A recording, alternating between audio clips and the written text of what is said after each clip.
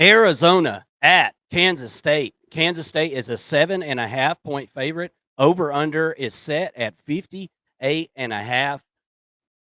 Noah Fafita is a young talent at Arizona, and he comes into his sophomore year after really just kind of putting everybody on notice last year. Had a monster game week 1 against New Mexico, but a lot of that had to do with Tetaroa McMillan, and he was the main recipient with 10 catches, 304 receiving yards, 4 touchdowns, and really was, I mean, there was 422 yards thrown for by Fafita, and 304 of them went to T-Mac. In week 1, the defense was put to the test by New Mexico, who scored 24 points in the first half and had a first half lead and gained 211 rushing yards on this Arizona defense. In week 2, the defense came to play, but this time the offense would slump. So while the rushing offense did have another good outing, led by the Quali Conley and Kendrick Riscano and Ja'Cory Crosby Merritt, the passing game just really struggled. Noah Fafita, 173 yards passing, 6.7 average, which was almost exactly half of his average yards per completion in week 1. 1 touchdown and 1 interception. And I don't think it was any coincidence that the offense sputtered just as their top playmaker did. T-Mac had 2 receptions and 11 yards this past week after that 300 and something odd yard receiving game in week 1. Now, I've watched several Arizona shows over the last couple of days, Mason. Several different people I've heard, and this is all rumors. There's no news stories about this. It's not confirmed. I'm telling you now. But T-Mac seemed to be grimacing a little bit. And this is a guy who missed a lot of the spring and a lot of the offseason dealing with a foot injury that he got repaired.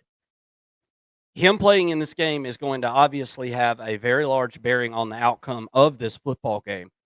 This offense seems to sputter at times anyway, and they were 0 for 10 on 3rd down against NAU last week. Yeah, that's NAU, Northern Arizona University, okay?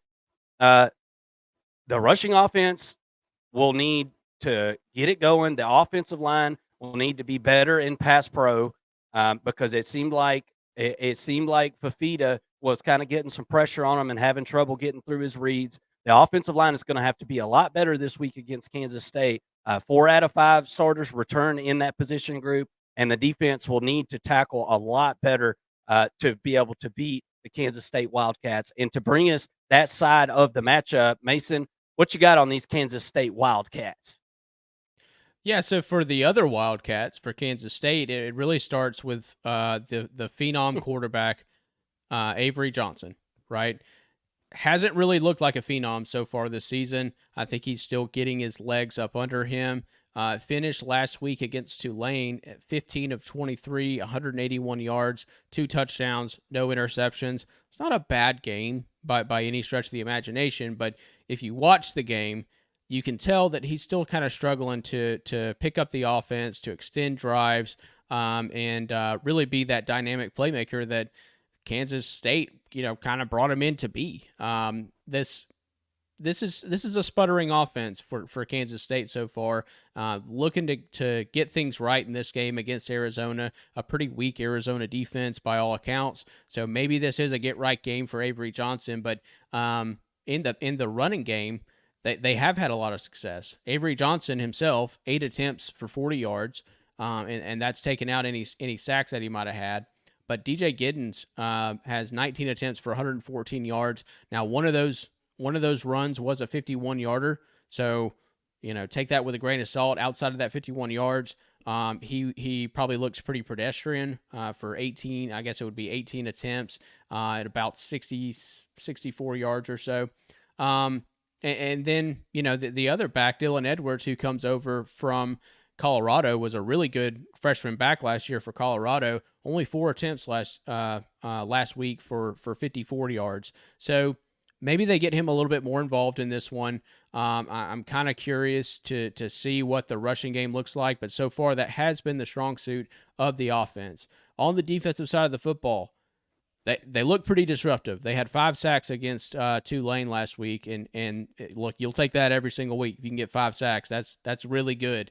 But ultimately, the team as a whole did give up 27 points. They did not cover the 9.5-point spread. Ended up winning 34-27. Biggest question mark is this offense. Can they get rolling in this game against Arizona? I think it's a get-right game for Kansas State and for Avery Johnson. I like Kansas State to win and cover the 7.5 points, especially if you're telling me T-Mac's hurt or hobbled in some way. I think that plays into the favor of Kansas State quite a bit. So give me Kansas State, who was my preseason pick to win the Big 12. I think that this is a get-right game for them, and they end up getting it done against the bad Wildcats in this one. I think I'm with you on that one, Mason. I think I'm with you. Give me Kansas State minus 7.5 here. Arizona's been too inconsistent, as I said. Good game on offense, bad game on defense. Good game on defense, bad game on offense. We'll just have to kind of see. It's been really inconsistent, and Kansas State has been the same way this year. Thank you so much for watching the First and Long College Football Show.